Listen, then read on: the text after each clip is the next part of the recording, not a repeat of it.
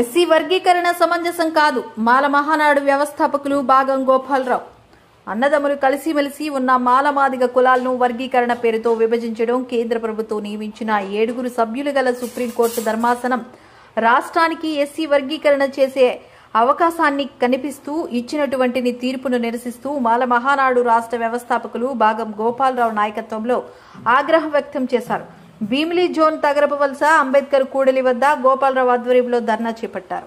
ఈ నేపథ్యంలో అంబేద్కర్ విగ్రహానికి పూలమాలలు వేసి నల్ల బ్యాడ్జీలు ధరించి నిరసన వ్యక్తపరిచారు. అనంతరం కేంద్ర రాష్ట్ర ప్రభుత్వాలకు వ్యతిరేకంగా నినాదాలు చేపట్టారు.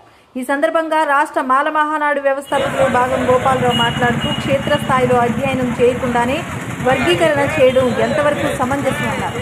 వర్గీకరణలో చేపట్టిన ప్రతిపాదిక అంశాలు ఏమిటని ప్రశ్నించారు. సుమారుగా 30 సంవత్సరాల నుంచి మాలమానాడు ఆధ్వర్యంలో ఈ రాష్ట్రంలో ఎస్సీ వర్గీకరణ జరగకూడదని పోరాటం చేస్తున్నాము. మాల మాదిగలు అందరూ ఒకే సామాజిక వర్గానికి చెందిన వాళ్ళు. ఎవరు ఈనాటికి స్వాతంత్రం వచ్చి 70 సంవత్సరాలు అయినప్పుడు కూడా అభివృద్ధి నోచుకోలేని వాళ్ళు.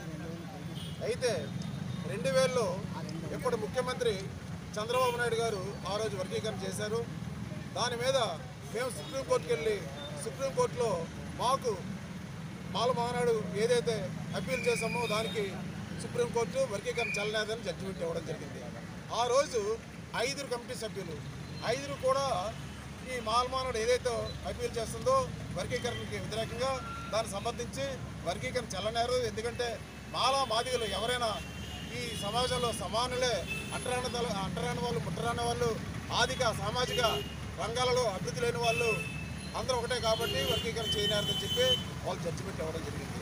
సుమారు 2004లో జడ్జిమెంట్ ఇచ్చిన తర్వాత 2004 నుంచి మళ్ళీ 2024 వరకు మేము చాలా ప్రశాంతంగా ఉన్నాం. ఎందుకంటే మాకు కూడా సామాజిక న్యాయం జరిగిందనే ఆలోచనతోనే ఉన్నాం.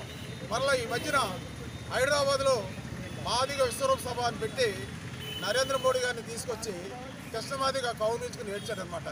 ఏడవగానే నరేంద్ర మోడీ గారికి ఏడుపు వచ్చేసి ఈ మాల మాదిగలను ఎలాగైనా విడదీయాలని చెప్పేసి కృష్ణమాదికి హామీ ఇచ్చాడు.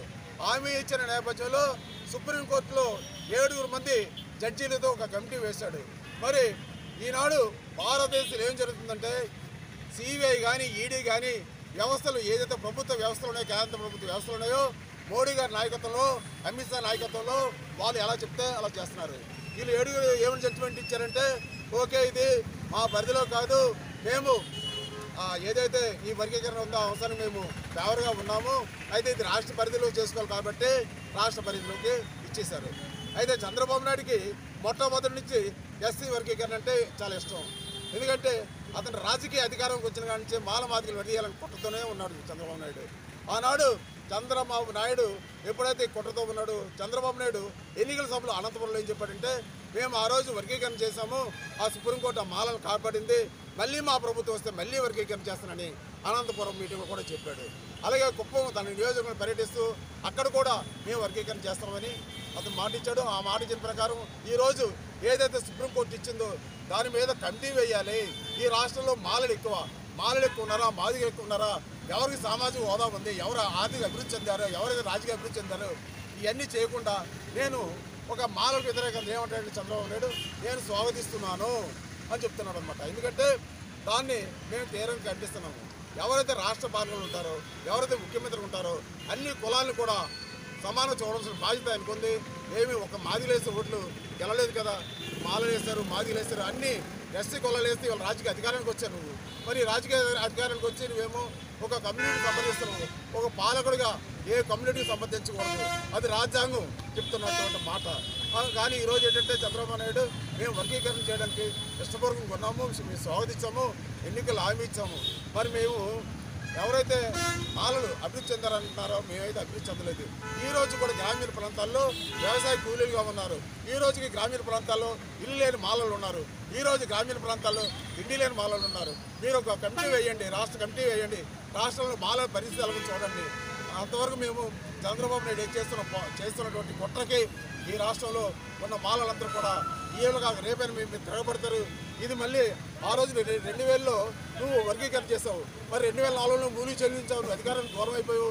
అదే పరిస్థితి వస్తుందని హెచ్చరిస్తూ నేను మాలలు పిలిపిస్తున్నాను. ఓ మాలల్లారా, మీరు ఈ మోసానికి కుట్రకి వ్యతిరేకించకపోతే రేపు బాబాసాహెబ్ అంబేద్కర్ ఇచ్చినటువంటి రిజర్వేషన్ ఉండవు. తద్వారా మనం ఆర్థికంగా, సామాజికంగా, రాజకీయంగా మెరుగుపడిపోతానికి సందర్భంగా హెచ్చరిస్తున్నాను.